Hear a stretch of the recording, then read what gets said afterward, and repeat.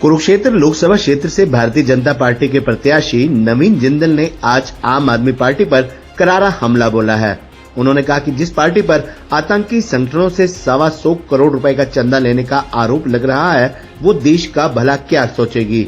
जिस पार्टी ने कोरोना काल में जब लोगों को ऑक्सीजन की सबसे ज्यादा जरूरत थी, उसने ऑक्सीजन की आपूर्ति करने के बजाय शराब की अधिक सहूलियत लोगों को देने का प्रयास किया, तो क्या ऐसी पार्टी को जनता का समर्थन मिलना चाहिए।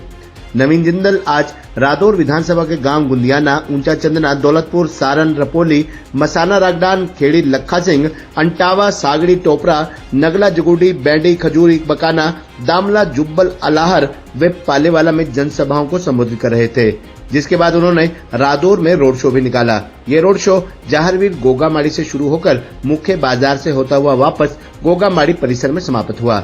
रोड शो के दौरान जगह जगह नवीन जिंदल का भव्य स्वागत किया गया। अपने संबोधन में उन्होंने कहा कि जितना काम पहले मैंने 10 साल सांसद रहते हुए जनता के बीच रहकर किया, उससे 10 गुना अधिक काम अगले 5 सालों में करूंगा। ये चुनाव जनता का चुनाव है, इसलिए सब नरेंद्र मोदी बनकर, नायब सिंह सैनी बनकर व नवीन जिंदल बनकर चुनाव लड़ें। इस जीत का सेहरा जनता के सिर ही बंधेगा, क्योंकि हम राजनीति में इस बार सेवा करने के उद्देश्य से आए हैं।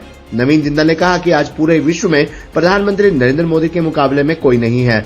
उन्होंने विकसित भारत का सपना देखा है, ये तब पूरा होगा जब कुरुक्षेत्र और रादौर भी विकसित होगा। ये हमारा सौभाग्य है कि हमारे सांसद नायब सिंह सैनी हमारे मुख्यमंत्री हैं, जो इस क्षेत्र की एक एक समस्या से वाकिफ हैं। चुनाव के बाद जनता की हर समस्या को सरकार की मदद से दूर किया जाएगा। उन्होंने कहा कि रादौर समेत पूरे संसदीय क्षेत्र के विकास के लिए वे अपने स्तर से 2 विश्व स्तरीय कौशल विद्या केंद्र खोलेंगे, जहां से प्रतिवर्ष 10,000 से अधिक युवा निकलकर देश दुनिया में अच्छा रोजगार पाएंगे और अपना व्यवसाय भी कर सकेंगे। इसी तरह उन बेटियों के ऊंची व व्यवसायिक शिक्षा के सपने भी स्कॉलरशिप देकर पूरे कराए जाएंगे जो आर्थिक परेशानियों में हैं। हमारे युवा खेलों को करियर बनाए, इसके लिए इंफ्रास्ट्रक्चर उपलब्ध कराने का काम किया जाएगा। इस मौके पर पूर्व मंत्री करणदेव कंबोज, पूर्व विधायक ईश्वर पलाका, नरेंद्र राणा गोलनी, जिला लोक संपर्क एवं कष्ट निवारण समिति सदस्य धनपत सैनी, सुशील बत्रा, धर्म सिंह बंचल, मंडल अध्यक्ष हैप्पी खेड़ी, हरपाल मारूपुर, विकास कंबोज, अमित गर्ग, अनुराग कश्यप, संदीप उनेड़ी, चरण सिंह, शालू मेहता, जसपाल पोटली, सचिन गुप्ता, सचिन कांजनू, अशोक गुम्बर, अर्जुन पंडित, मुकेश मक्की, विपिन राजेड़ी, सुरेंद्र चिम्मा, कृष्ण मक्कड़, हरपाल बकाना, निर्मल ठस्का, बलविंदर ठस्का, बख्शीश सैनी, सतीश चौधरी, हेमराज कुंजल, पम्मी खेड़की, अशोक गुंदियाना इत्यादि भी मौजूद रहे। वाले 5 सालों के अंदर पहले से 10 गुना ज्यादा मैं आपको काम करके दिखाऊंगा। ये हम सब के लिए एक सुनहरा अवसर है कि जो कल तक हमारे यहाँ से सांसद थे नायब सैनी जी, आज वो हमारे प्रदेश के मुख्यमंत्री हैं। वो एक एक गांव को जानते हैं और यही चाहते हैं कि वो विकास हो। नरेंद्र मोदी जी उन्होंने संकल्प लिया कि देश को एक विकसित देश बनाना, जिसके अंदर हर वर्ग का, हमारे किसान भाइयों का, मजदूरों का, SC/BC का, माताओं का, बहनों का, बच्चों का, नौजवानों का, सबका एक उज्जवल भविष्य हो। और एक ये हमने संकल्प पत्र निकाला है कि जो सरकार करेगी उसके अलावा, वो तो स्कीमें है ही, जो सरकार करेगी उन स्कीमों को भी हम लागू करेंगे। इसके अंदर 2 मैं ट्रेनिंग सेंटर बनाऊंगा, भारत के सबसे अच्छे नहीं, 2 दुनिया के सबसे अच्छे ट्रेनिंग सेंटर सैकड़ों करोड़ रुपए लगाकर, जिसके अंदर 10,000 नौजवान हमारे बेटे बेटियां ट्रेनिंग पाएंगे। ट्रेनिंग पाकर वो बड़ी बड़ी कंपनियों में उनको रोजगार मिलेगा, वो अपने खुद के पैरों पर खड़े हो सकते हैं। विदेश जाना चाहेंगे तो विदेश भी जा पाएंगे। और बेटियों के लिए, मेरी बहुत सी यहाँ पर मेरी बहनें आई हैं, बेटियों के लिए जो बेटियां पढ़ना चाहती हैं लेकिन आर्थिक अभाव के कारण नहीं पढ़ पाती, उनको हम स्कॉलरशिप देंगे, उनको हम पढ़ाएंगे।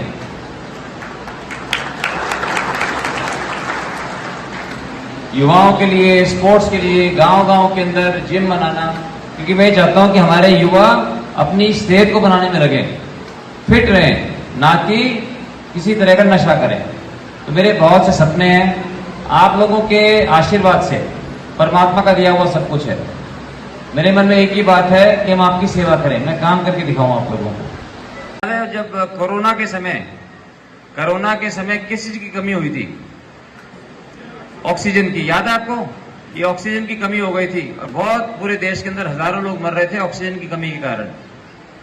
लेकिन हरियाणा में नहीं हुआ ऐसा, क्योंकि हरियाणा में हमने सोचा कि ये OP जिंदल की जन्मभूमि है और 4-4 बेटे जो सारे के सारे स्टील बनाते हैं, हम ऑक्सीजन बनाते हैं अपने प्लांटों में। हम हरियाणा के अंदर कहीं पर भी ऑक्सीजन की कमी नहीं आने दी हमने फ्री ऑक्सीजन बांटी सारे के समय। जिस समय जिंदल परिवार पूरे देश के अंदर ऑक्सीजन फ्री दे रहा था, उस समय आम आदमी पार्टी दिल्ली के अंदर बोल रही थी अब शराब की एक बोतल खरीदो तो दूसरी बोतल फ्री। ये है, ताली बजाने की बात नहीं है, बहुत दुख की बात है। उनकी देखो कितनी सोच है, हम तो फ्री ऑक्सीजन दे रहे हैं और वो जो है शराब की बिक्री को बढ़ाने के लिए कि भी आप एक खरीदोगे दूसरी बोतल फ्री। तो माता जी, जो लोग शराब की, भाई सुन लो, कोई बात नहीं, बात समझ में नहीं आती कभी, इसने तो अच्छे के लिए बजाई। तुम तो चाहते हैं कि शराब कोई ना पिए, और वो चाहते हैं कि शराब की एक बोतल खरीदो दूसरी बोतल फ्री, क्योंकि शराब जो है जहर है वो तो ऐसी पार्टी को कभी हम चाहते हैं क्या? हमारी माताएं बहनें तो हमेशा ही चाहते हैं कि शराब बंदी होनी चाहिए, बंद नहीं हो तो कम से कम उसको लोगों को प्रोत्साहन तो ना दे पीने के लिए। इसलिए आप सबसे मेरी विनती है, इन बातों को आप लोगों तक समझाएं। जब हम समझाएंगे, और आपको ये भी पता होगा कि उनके ऊपर एक नया दिल्ली के लेफ्टिनेंट गवर्नर ने आम आदमी पार्टी के ऊपर एक आरोप लगाया है और कहा कि एनआईए से इसके ऊपर जांच होनी चाहिए कि उन्होंने आतंकी संगठनों से 125 करोड़ का चंदा लिया, आतंकी संगठनों से। अगर आतंकियों से, संगठन से हम चंदा लेंगे, वो क्या बोलते हैं? वो तो ये बोलते हैं देश के टुकड़े टुकड़े करो, देश को अलग अलग भागों में बांटो। क्या ऐसी पार्टी हम चाहते हैं? तो फिर इन बातों को लोगों को बताना पड़ेगा, और बताना पड़ेगा कि हम जो है नवीन जिंदल हमारा खुद का अपना है, भारतीय जनता पार्टी अपनी है, और हम जो है हर वर्ग को सबके साथ लेके चलेंगे। भारतीय जनता पार्टी सबकी पार्टी है, किसी भी मजहब से हो, सब जो है हम हिंदुस्तानी हैं, सब हम भारतवासी हैं। हमको सबको एकजुट होकर के हमें काम करना है, एकजुट होकर के हमें आगे बढ़ना है। इसलिए मैं सभी साथियों को, मैं बहुत आपको सबको धन्यवाद करता हूं, सबको सलाम करता हूं, आदाब करता हूं, जय श्री राम बोलता हूं, सत श्री अकाल बोलता हूं कि हम सब जो है मिलजुल कर हम अपने सपनों के भारत का निर्माण करें। जय हिंद।